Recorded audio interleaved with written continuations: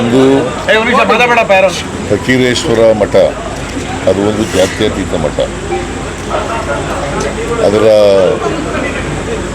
ಪೀಠಾಧಿಕಾರಿಗಳಾದಂಥ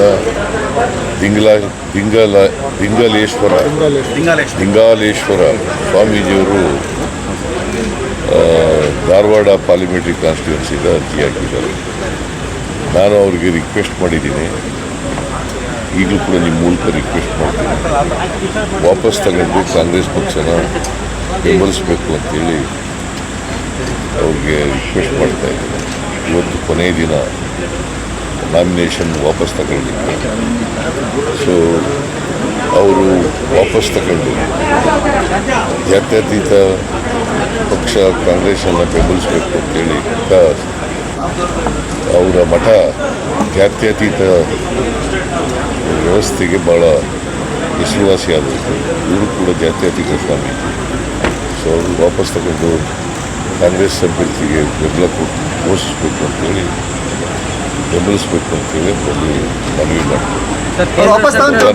ತಾಳಾಯ ನಾನು ಆಮೇಲೆ ಕೇಳೋವರ. ಆಮೇಲೆ ಇನ್ನೊಂದೇನು ಅಂತಂದ್ರೆ, ಈ ಹುಬ್ಬಳ್ಳಿ ಇನ್ಸಿಡೆಂಟ್ ಇದೆಯಲ್ಲ, ಹುಬ್ಬಳ್ಳಿ, ಅದನ್ನು CODಗೆ ಕೊಡ್ತಾ ಇದ್ದೀವಿ.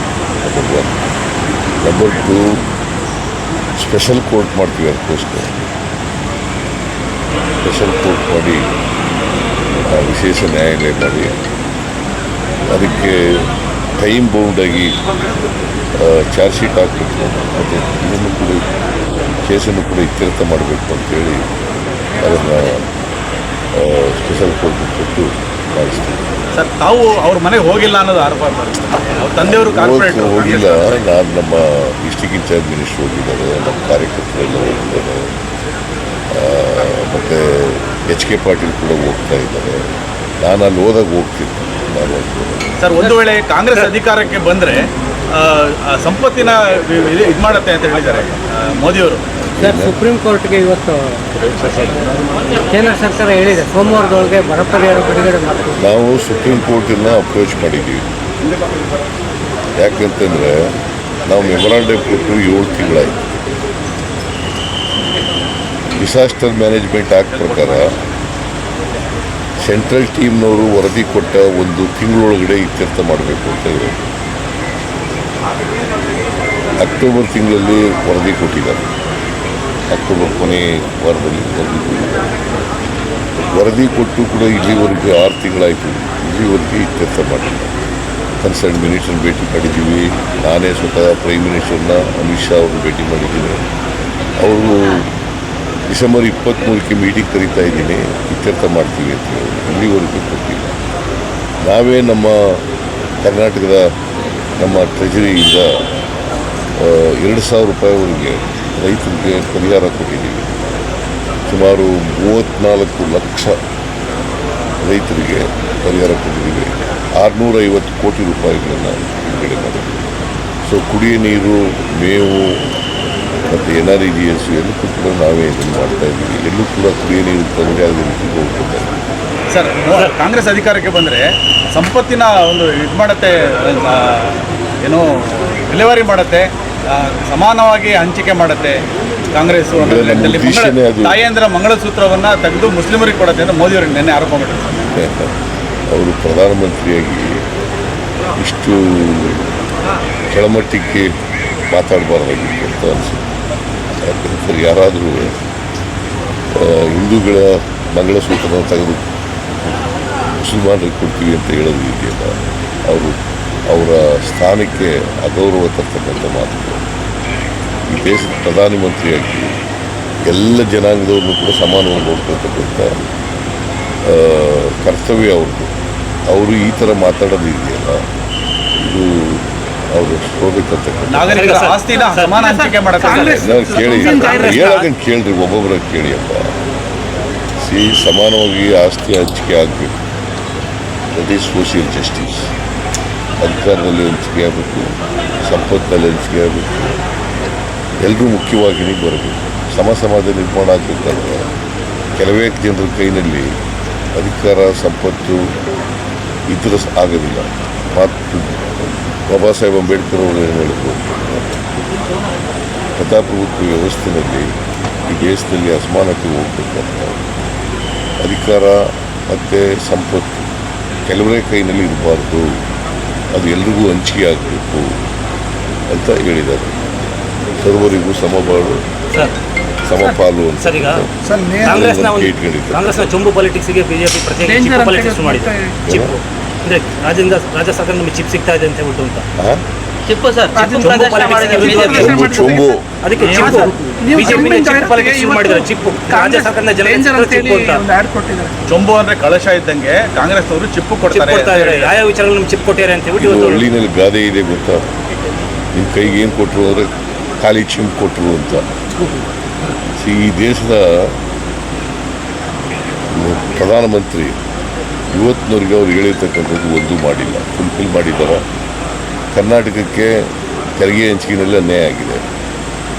15ನೇ ಹಣಕಾಸಿನ ಆಯೋಗದವರು ಏನು ಶಿಫಾರಸು ಮಾಡಿದ್ರು ಅದನ್ನು ಕೊಡಲಿಲ್ಲ. ಆಮೇಲೆ ಬರಗಾಲಕ್ಕೆ ಇವತ್ತಿನವ್ರಿಗೆ ದುಡ್ಡು ಕೊಟ್ಟಿಲ್ಲ. 15 ಲಕ್ಷ ತಂದು ಹಾಕ್ತೀವಿ ಅಂತ ಹಾಕಿದ್ರ ನೀವೇ ಹೇಳಿ. ದೇಶದಲ್ಲಿ ಕಪ್ಪಣ ಇದೆ, ಎಲ್ಲರ ಅಕೌಂಟ್ಗೂ 15 ಲಕ್ಷ ಹಾಕ್ತೀನಿ ಅಂತಂದ್ರಲ್ಲಿ ಹಾಕಿದ್ರೆ, ವರ್ಷಕ್ಕೆ 2 ಕೋಟಿ ಉದ್ಯೋಗ ಸೃಷ್ಟಿ ಮಾಡ್ತೀವಿ ಅಂತಂದ್ರು ಮಾಡಿದ್ರೆ, ರೈತರ ಆದಾಯ ದುಪ್ಪಟ್ಟು ಮಾಡ್ತೀವಿ ಅಂದರು ಮಾಡಿದ್ರೆ, ಅಕ್ಷೇದಿನ ಆಯೋಗ ಅಂತ ಹೇಳೋದ್ರಿಂದ ಎಲ್ಲ ಬೆಲೆ ಅಗತ್ಯ ವಸ್ತುಗಳ ಬೆಲೆ ಏರಿಕೆ ಇವತ್ತು ಜಾಸ್ತಿ ಆಗಿದೆ. ಇದೆಲ್ಲ ಮಾಡಿದ್ರೆ ಅವರು ಯಾರು ಹೇಳಿದ್ದು? ಇದು ನಾನು ಹೇಳಿರೋದಲ್ಲ. 2014ರಲ್ಲಿ ಪ್ರೈಮ್ ಮಿನಿಸ್ಟರ್ ಹೇಳಿದ್ದು, ನರೇಂದ್ರ ಮೋದಿಯವರು ಹೇಳಿದ್ದು. ಅವ್ರು ಏನೂ ಮಾಡದಿದ್ರೆ ಮತ್ತು ಚಿಪ್ ಕೊಟ್ಟವರಲ್ವ, ಖಾಲಿ ಚೊಂಪು ಕೊಟ್ಟವರಲ್ವ, ಅದಕ್ಕೆ ಅದನ್ನು ಖಾಲಿ ಚೆಂಪು ಕೊಟ್ಟವರೇ ಕರ್ನಾಟಕಕ್ಕೆ, ಮಲತಾಯಿ ಧೋರಣೆ ತೋರಿಸಿದ್ದಾರೆ ಕರ್ನಾಟಕಕ್ಕೆ ಅಂಥೇಳಿ ಅದನ್ನು ಅಡ್ವರ್ಟೈಸ್ಮೆಂಟ್ ಮೂಲಕ ಜನರಿಗೆ ತಿಳಿತಕ್ಕಂಥ ಭಾಷೆಯಲ್ಲಿ ಹೇಳ್ತಕ್ಕಂಥ ಪ್ರಯತ್ನ ಮಾಡಿದ್ರು. ಅದಕ್ಕೆ ಕೌಂಟರ್ ಆಗಿ ಸರ್ ಇವತ್ತು ಕಾಂಗ್ರೆಸ್ ಅಂದ್ರೆ ಡೇಂಜರ್ ಓಲೈಕೆ ರಾಜಕಾರಣ ಮಾಡ್ತಾರೆ ಇವತ್ತು ಅವರು ಅಲ್ಲಿ ಡೇಂಜರ್ ಆಗಿದ್ದೀವಿ ಅಂತ ಅವರು ಕೂಡ ಆಡ್ ಕೊಟ್ಟಿದ್ದಾರೆ. ಕೇಳಪ್ಪ, ಹೆಣ್ಮಕ್ಳಿಗೆ 2,000 ರೂಪಾಯಿ ಕೊಡೋದು ಡೇಂಜರಾ? ಪುಕ್ಕಟೆ ಬಸ್ನಲ್ಲಿ ಕರ್ಕೊಂಡು ಹೋಗೋದು ಡೇಂಜರಾ? ಬಸ್ನಲ್ಲಿ ಆಮೇಲೆ ವಿದ್ಯುತ್ 200 ಯೂನಿಟ್ವರೆಗೆ ಬಳಸ್ತಕ್ಕಂಥವ್ರಿಗೆ ಫ್ರೀ ನೀವು ಬಿಲ್ ಕಟ್ಟಬೇಡಿ ಅನ್ನೋದು ಇದ? ಅನ್ನಭಾಗ್ಯ 5 kg ಹೆಚ್ಚಾಗಿ ಕೊಡೋದು ಡೇಂಜರಾ? ಡೇಂಜರ್ ಅಂದರೆ ಯಾವಾಗ ಡೇಂಜರ್ ಆಯ್ತದೆ ಅಂತಂದ್ರೆ ಸಮಾಜನ ಹೊಡಿತಕ್ಕಂಥದ್ದು ಇದೆಯಲ್ಲ ಅದು ಡೇಂಜರ್. ಪೋಲರೈಸೇಷನ್ ಫೋರ್ಸ್ ಮಾಡೋದು ಇದೆಯಲ್ಲ ಅದು ಡೇಂಜರ್. ವಿವಿಧತೆಯಲ್ಲಿ ಐಕ್ಯತೆ ಮಾಡ್ತಕ್ಕಂಥದ್ದು ಇದೆಯಲ್ಲ ಅದು ಒಳ್ಳೆಯದು. ನಾವು ಡೇಂಜರ್ ಅಲ್ಲ, ಈ ದೇಶಕ್ಕೆ BJPಯವರು ಡೇಂಜರು.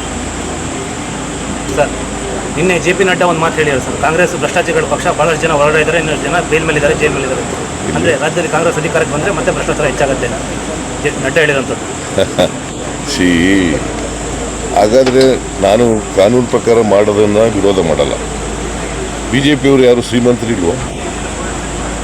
ಯಡಿಯೂರಪ್ಪ ಶ್ರೀಮಂತ ಅಲ್ವಾ? ಭ್ರಷ್ಟಾಚಾರ ಮಾಡಿಲ್ವಾ? ವಿಜಯೇಂದ್ರ ಭ್ರಷ್ಟಾಚಾರ ಮಾಡಿಲ್ವಾ? ಅವ್ರನ್ನೆಲ್ಲ ಯಾಕೆ ರೈಡ್ ಮಾಡಲ್ಲ? ಯಾಕ್ರಿ ಮಾಡಲ್ಲ? ಶೋಭಾ ಕರಂದ್ಲಾಜೆ ಯಾಕೆ ರೈಡ್ ಮಾಡಲ್ಲ? ಬಸವರಾಜ ಬೊಮ್ಮಾಯಿನ ಯಾಕೆ ರೈಡ್ ಮಾಡಲ್ಲ? ಅಶೋಕನ ಯಾಕೆ ರೈಡ್ ಮಾಡಲ್ಲ? ಮಾಡಲಿ, ಅವ್ರನ್ನೂ ಮಾಡಲಿ, ನಮ್ಮನ್ನು ಮಾಡಿ. ಮಾಡಬೇಡಿ ಅಂತ ಹೇಳಲ್ಲ ನಾನು. ಕಾನೂನು ರೀತಿಯ ಕ್ರಮ ತಗೊಳ್ಳಿ. ಯಾರೇ ಇನ್ಕಮ್ ಟ್ಯಾಕ್ಸ್ ಕಟ್ಟಲಿಲ್ಲ, ಡಿಸ್ಪ್ರಪೋರ್ಷನೇಟ್ ಆಗಿ ಆಸ್ತಿ ಸಂಪಾದನೆ ಮಾಡಿದ್ದಾರೆ ಅಂಥವ್ರ ಮೇಲೆ ಕ್ರಮ ತಗೊಳ್ಳಿ. ನಾನು ಬೇಡ ಅಂತ ಹೇಳಲ್ಲ, ಬಟ್ ಎಲ್ಲರ ಮೇಲೂ ತಗೊಳ್ಳಿ. ಒಬ್ರು ಕೆಲವ್ರು ಮಾತ್ರ ತಗೊಂಡು ಇನ್ನು ಬೇರೆಯವ್ರನ್ನೆಲ್ಲ ಬಿಟ್ಬಿಡೋದು ಇದೆಯಲ್ಲ, ಅದು ಮಾಡಬೇಡಿ ಅಂತ ಹೇಳಿ. ಸರ್, ಶಿವಮೊಗ್ಗ ಸೇರಿದಂತೆ ಹಲವು ಭಾಗಗಳಲ್ಲಿ ಕಾಂಗ್ರೆಸ್ ಹೊಂದಾಣಿಕೆ ರಾಜಕೀಯ ಮಾಡ್ತಾ ಇದೆ ಟಿಕೆಟ್ ವಿಚಾರದಲ್ಲಿ. ವರುಣ ಮತ್ತೆ ಶಿಕಾರಿಪುರದಲ್ಲಿ ಕಳೆದ ಬಾರಿ ಕೂಡ ಹೊಂದಾಣಿಕೆ ರಾಜಕಾರಣ ಮಾಡಿದ್ರು. ಯಾರು ಹೇಳಿದ್ರು? ಈಶ್ವರಪ್ಪ ಹೇಳ್ತಾರೆ ಸರ್. ಈಶ್ವರಪ್ಪ ಹೇಳ್ತಾರೆ. ನಾನು ಈಶ್ವರಪ್ಪನ ಬಗ್ಗೆ ಮಾತಾಡೋಲ್ಲ. ಯಾಕಂದ್ರೆ ಅವನಿಗೆ ಬ್ರೈನ್ಗೂ ನಾಲ್ಗಿಗೂ ಲಿಂಕ್ ಇಲ್ಲ, ಅದ್ರಿಗೆ ಮಾತಾಡೋದು. ಸರ್ ನಿನ್ನೆ ಯಡಿಯೂರಪ್ಪ ಮಾತಾಡಿದ್ದಾರೆ ಸರ್, ರಾಜ್ಯದಲ್ಲಿ ಕಾಂಗ್ರೆಸ್ ಯಾವ ಕಾರಣಕ್ಕೂ ಅಧಿಕಾರಕ್ಕೆ ಬರಲ್ಲ ಅಂತ ಸೀಟ್ ತಗೊಳ್ಳಲ್ಲ, ಅವ್ರು ಕನಿಷ್ಠ ಪಕ್ಷ ಧೈರ್ಯ ಇದ್ರೆ 5 ಸೀಟ್. ಅದೇ ರೀತಿ ಹೋದ ಅಸೆಂಬ್ಲಿನಲ್ಲೂ ಹೇಳಿದ್ರು ಯಡಿಯೂರಪ್ಪ 136 ಸೀಟ್ ಗೆದ್ದು. ಯಡಿಯೂರಪ್ಪನವರು ಯಾವುದೇ ಕಾರಣಕ್ಕೆ ಕಾಂಗ್ರೆಸ್ ಅಧಿಕಾರಕ್ಕೆ ಬರಲ್ಲ ಅಂತ ಹೇಳಿದರು. ನಾವು ಎಷ್ಟು ಗೆದ್ದೋ? 136 ಗೆದ್ದು. ಅವ್ರು ಗೆಲ್ಲುವಂಥ ಮತ್ತು ಯಡಿಯೂರಪ್ಪನವರು ಹೇಳೋದಿಲ್ಲ ಯಾವಾಗ ಶಾಸ್ತ್ರ ಕತ್ತು ಹಿಡಿದವಂತ. ಅವ್ರು ಕನಿಷ್ಠ 5 ಸ್ಥಾನಗಳು ಹೇಳಿ ಧೈರ್ಯ ಇದ್ರೆ ಕಾಂಗ್ರೆಸ್ನವರು ಎಷ್ಟು MP ಸೀಟ್ ಕೇಳ್ತೀವಿ ಐದನೇ ಯಾಕೆ ಹೇಳ್ತಿದ್ವಿ ನಾವು, ಅವರು ಹೇಳ್ತಾರ ಯಾವ್ಯಾವ ಗೆಲ್ತೀವಿ ಅಂತ. ನಾವು 20 ಸೀಟ್ ಗೆದ್ದೇ ಗೆಲ್ತೀವಿ, ಶಿವಮೊಗ್ಗನೂ ಗೆಲ್ತೀವಿ. ಈಶ್ವರಪ್ಪ ಸ್ಪರ್ಧೆ ಅನುಕೂಲ ಆಗುತ್ತೆ ಸರ್ ಕಾಂಗ್ರೆಸ್. ನಾವು we are not depending upon the negative things. ಗೊತ್ತಾಯ್ತಾ? ನಮ್ಮ ಶಕ್ತಿ ಮೇಲೆ ನಾವು ನಂಬಿಕೆ ಇಟ್ಕೊಂಡಿದ್ದೀವಿ. ನಮ್ಮ ಶಕ್ತಿ ಮೇಲೆ ನಾವು ಗೆಲ್ತೀವಿ ಅಂತ ನಂಬಿಕೆ ಇಟ್ಕೊಂಡಿರೋದು. ನಾವು ಈಶ್ವರಪ್ಪ ನಿಂತ್ಕೊಂಡವ್ರೆ ಅದ್ರ ಮೇಲೆ ನಾವು ನಂಬಿಕೆ ಇಲ್ಲ. ಸರ್, ಕುಮಾರಸ್ವಾಮಿ ಅವರು ಒಂದು ಮಾತಾಡಿದ್ದಾರೆ ಸರ್, ಸರ್ಕಾರದ ಖಜಾನೆ ಖಾಲಿ ಆಗಿರುವಂತ ಚಂಪನ್ನ ಪ್ರದರ್ಶನ ಮಾಡಿದ್ದಾರೆ, ಅದಕ್ಕೋಸ್ಕರ ಚಂಪು ಪ್ರದರ್ಶನ ಮಾಡಿರುವಂಥದ್ದು ಅಂತ ಹೇಳಿದ್ದಾರೆ ಸರ್ ಎಚ್ ಡಿ ಕುಮಾರಸ್ವಾಮಿ. ಇಲ್ಲಿ ಖಜಾನೆ ಖಾಲಿಯಾಗಿದೆ, ಯಾರು ಹೇಳಿದ್ರು ಖಜಾನೆ ಖಾಲಿಯಾಗಿದೆ ಅಂತ? ಯಾರಪ್ಪ? ಹೆಂಗೆ? On what grounds? Tell me, did you ask this question? On what grounds you are telling that treasury is empty ಅಂತ ಕೇಳ್ದ? ಯಾವ ಆಧಾರದ ಮೇಲೆ ಹೇಳ್ತಾರೆ? 36,000 ಕೋಟಿ ರೂಪಾಯಿ ಸರಿ ಗ್ಯಾರಂಟಿಗಳು ದುಡ್ಡು ಕೊಟ್ಟಿದ್ದೀವಿ. ಮುಂದಿನ ಬಜೆಟ್ನಲ್ಲಿ 52,009 ಕೋಟಿ ಇಟ್ಟಿದ್ದೀವಿ. 120,000 ಜಾಸ್ತಿ ಕೊಟ್ಟರೆ ಇವ್ರ ಡಿಪಾರ್ಟ್ಮೆಂಟ್ಗೆ 7,500 ಜಾಸ್ತಿ ಕೊಟ್ಟಿದ್ದೀವಿ. ಹೆಂಗೆ ಖಜಾನೆ ಖಾಲಿ? 120 ಲಕ್ಷ ಬಜೆಟ್ ನೋಡಿದ್ದೀರ ನೀವು? ಕುಮಾರಸ್ವಾಮಿ ಗೊತ್ತಂತ ಬಜೆಟು 1,20,000 ಕೋಟಿ ಡೆವಲಪ್ಮೆಂಟ್ಗೆ ಇಟ್ಟಿದ್ದೀವಿ, ಡೆವಲಪ್ಮೆಂಟ್ ವರ್ಕ್ಸ್ಗೆ ದುಡ್ಡು ಇಟ್ಟಿದ್ದೀವಿ. ಎಲ್ಲಿ ಖಾಲಿ ಆಗಿದೆ? ಏನು ನಿಲ್ಲಿಸಿದ್ದೀವೋ ಯಾವುದಾದ್ರು ಕೆಲಸ? ಸುಮ್ಮನೆ ರಾಜಕೀಯಕ್ಕೋಸ್ಕರ ಸುಳ್ಳು ಹೇಳಿದ್ರೆ ಅವನ್ನೆಲ್ಲ ನೀವು ಕೇಳ್ಕೊಬಂದು ನನಗೆ ಕೇಳ್ತೀವಿ. ಸರ್ ಇನ್ನೊಂದು ಮಾತು ಹೇಳಿರುವಂಥದ್ದು ಸರ್, ಕಾಂಗ್ರೆಸ್ ಸರ್ಕಾರ ಆಡಳಿತಕ್ಕೆ ಬಂದ ಮೇಲೆ ರಾಜ್ಯದಲ್ಲಿ ಕಾನೂನು ಸುವ್ಯವಸ್ಥೆ ಹದಗೆಟ್ಟಿದೆ, ಹಿಂದೂಗಳ ರಕ್ಷಣೆ ಇಲ್ಲ ಅಂತ ಹೇಳಿ ಬಿಜೆಪಿ ಅವರು ಆರೋಪ ಮಾಡಿದ್ದಾರೆ. 23 ಅವರೇ ಇದ್ರಲ್ವ, 22 ಅವರೇ ಇದ್ರಲ್ವ, ಅದಕ್ಕಿಂತ ಜಾಸ್ತಿ 23ರಲ್ಲಿ ಕಡಿಮೆ ಆಗಿರೋದು. ಗೊತ್ತಾಯ್ತಾ? ಕ್ರೈಮ್ಸ್ ಕಡಿಮೆ ಆಗಿರೋದು ನಮ್ಮ ಕಾಲದಲ್ಲಿ, ಅವ್ರ ಕಾಲದಲ್ಲ. ಗೊತ್ತಾಯ್ತಾ? ಎಲ್ಲಪ್ಪ ಅದೇ ನಿಮ್ಗೆ ನಂಬರ್ ಬೇಕಾದ್ರೆ ಕೊಡ್ತೀನಿ ನಾನು. ಪ್ರಭಾಕರ್ ನಮ್ಮ ಕಾಲದಲ್ಲಿ 1,200 ಚಿಲ್ಲರೆ ಆಗಿದೆ 23ನೇ ಇಸ್ವಿ. ಅವ್ರ ಕಾಲದಲ್ಲಿ 1,300 ಚಿಲ್ಲರೆ 1,400 ಕ್ರೈಮ್ಸ್ ಆಗಬೇಕು. ಯಾವ ಕಾಲದಲ್ಲಿ ಚೆನ್ನಾಗಿದೆ ಕಾನೂನು ಸುವ್ಯವಸ್ಥೆ ಹೇಳಪ್ಪ?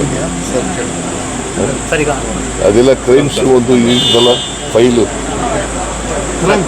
ಸರ್, ಈಗ ನೇಹ ಘಟನೆ ಗಮನದಲ್ಲಿ ಇಟ್ಕೊಂಡು ಮುಂದಿನ ದಿನಗಳಲ್ಲಿ ಒಂದು ರಕ್ಷಣೆ ಆ ಥರ ನೋಡಿ, ಇಲ್ಲಿ